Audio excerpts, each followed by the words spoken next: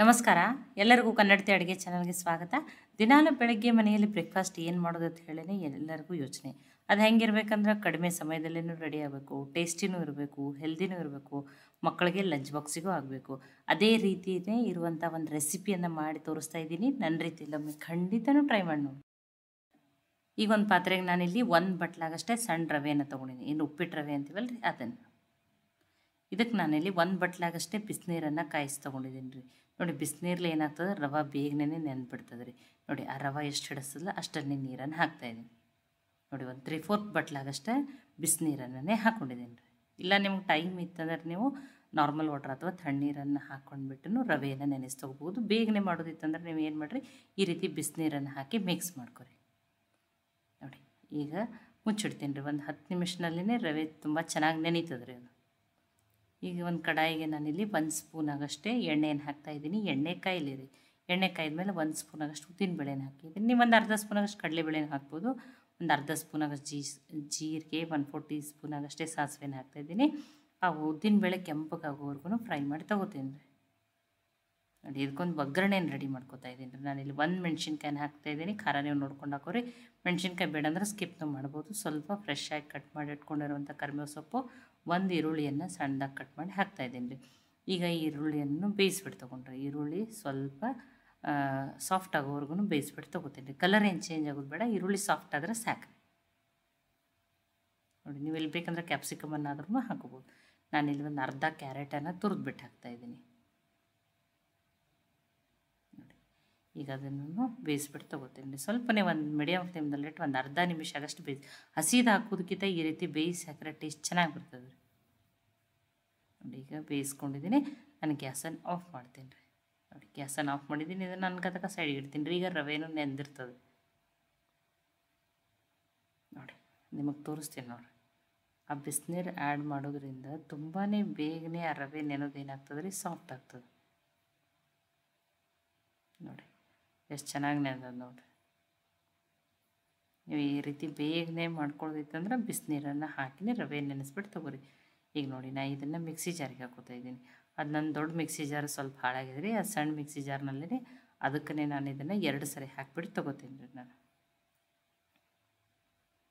ನೋಡಿ ಇದಕ್ಕೆ ನಾನು 3/4 ಬಟ್ಲಾಗಷ್ಟೇ ಮೊಸರನ್ನು ತೊಗೊಂಡಿದ್ದೀನಿ. ಒಂದು ಸ್ವಲ್ಪ ಮೊಸರನ್ನು ಇದಕ್ಕೆ ಹಾಕ್ತೀನಿ. ಇನ್ನೊಂದು ಸ್ವಲ್ಪ ಏನು ಉಳಿದದಲ್ಲ ಅದನ್ನು ಹಾಕ್ಕೊಂಡ್ಬಿಟ್ಟು ಈಗ ನುಣ್ಣಗೆ ರುಬ್ಕೊಂಡು ತೊಗೋತೀನಿ. ನೋಡಿ ನಾನಿಲ್ಲಿ 2 ಭಾಗವಾಗಿ ಮಾಡಿ ರುಬ್ಕೊಂಡು ತೊಗೋತಾ ಇದ್ದೀನಿ ರೀ. ಇಲ್ಲ ದೊಡ್ಡ ಮಿಕ್ಸಿ ಜಾರಿಗೆ ನೀವು ಇಲ್ಲಾಂದ್ರೆ ಒಮ್ಮೆಲೆ ಹಾಕಿಬಿಟ್ಟು ರುಬ್ಕೊಂಡು ತೊಗೋರಿ ಇದನ್ನು. ನೋಡಿ ಉಳಿದಿರೋದನ್ನು ಹಾಕ್ತಾಯಿದ್ದೀನಿ. ತುಂಬ ಗಟ್ಟಿ ಅನ್ಸಕತ್ತಿತ್ತಂದ್ರೆ ನೀವು ಒಂದು 4 ಸ್ಪೂನಾಗಷ್ಟೇ ನೀರನ್ನು ಆ್ಯಡ್ ಮಾಡಿಬಿಟ್ಟು ರುಬ್ಕೋಬೋದು. ಅದರ ಹಿಟ್ಟನ್ನು ತುಂಬ ತೆಳು ಮಾಡಬಾರ್ದು, ಗಟ್ಟಿನೇ ಇರಬೇಕು ರೀ ಒಂಚೂರು. ನೋಡಿ ಇದನ್ನು ರುಬ್ಬಿ ತೊಗೋತೀನಿ ರೀ ನಾನು.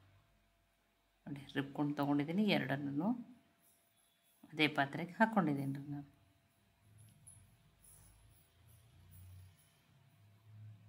ನೋಡಿ ಇದಕ್ಕೆ ನಾನೀಗ ಆ ಮಾಡಿಟ್ಕೊಂಡಿರುವಂಥ ಮಸಾಲೆ ಒಗ್ಗರಣೆ ಏನು ಮಾಡ್ಕೊಂಡಿದ್ದೀನಿ ರೀ ಅದನ್ನು ಹಾಕ್ತಾಯಿದ್ದೀನಿ.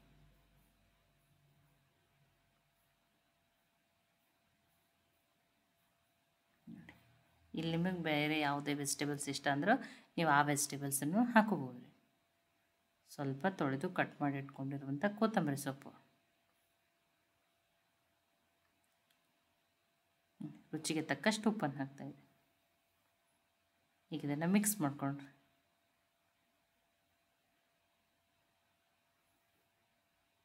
ನೋಡಿ ಈಗ ಇದು ನೀಟಾಗಿ ಮಿಕ್ಸ್ ಆಗಿದೆ. ಈ ರೀತಿ ಒಗ್ಗರಣೆ ಹಾಕಿ ಮಾಡಿದ್ರೆ ಟೇಸ್ಟ್ ತುಂಬಾ ಚೆನ್ನಾಗಿ ಬರ್ತದೆ ರೀ. ಇದಕ್ಕೊಂದು ಸ್ವಲ್ಪನೇ ಚಿಟಿಕೆ ಸೋಡಾ ಹಾಕ್ತಾಯಿದ್ದೀನಿ. ಇಲ್ಲ ನಿಮಗೆ ಏನೋ ನಡೀತಿತ್ತಂದ್ರೆ ನೀವು 1 ಪ್ಯಾಕೆಟಾಗಷ್ಟೇ ಏನೋ ಅನ್ನಾದ್ರೂ ಹಾಕ್ಬೋದು. ಇದಕ್ಕೊಂದು ಸ್ವಲ್ಪ ಆ್ಯಕ್ಟಿವೇಟ್ ಆಗೋಕ್ಕೆ ನಿಂಬೆ ರಸನ ಹಾಕ್ತಾಯಿದ್ದೀನಿ. ಏನೋ ಆಗಲಿ ಇದನ್ನಾಗಲಿ ಲಾಸ್ಟಿಗೆ ಸೇರಿಸ್ಬಿಟ್ಟೇ ಮಾಡ್ಬೇಕು ರೀ ಇದನ್ನು.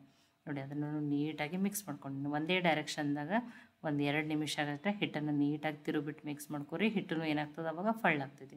ನೋಡಿ ಇಲ್ಲಿ ನಾನು ಚಿಕ್ಕ ಚಿಕ್ಕ ಬಂದು ದೋಸೆ ಥರ ಇರ್ತಾವಲ್ಲ ಆ ರೀತಿ ಹಾಕಿದ್ದೀನಿ ಅಂತ ಹೇಳಿ ಇದೇ ಸಣ್ಣನ ಕಡಾಯಿಯನ್ನೇ ತೊಗೊಂಡು.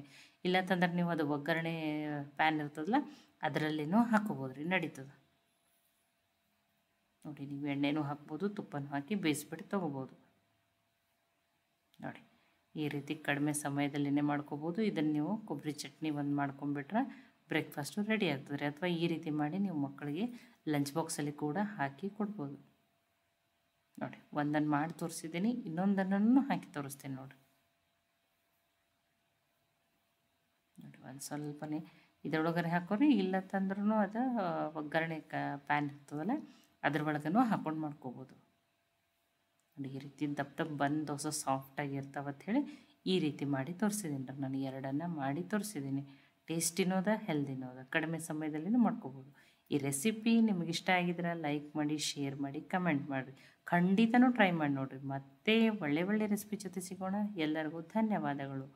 ಕನ್ನಡತಿ ಅಡುಗೆ ಚಾನಲನ್ನು ಸಬ್ಸ್ಕ್ರೈಬ್ ಮಾಡಿ, ಬೆಲ್ ಐಕಾನ್ ಪ್ರೆಸ್ ಮಾಡೋದನ್ನು ಮರಿಬೇಡಿ.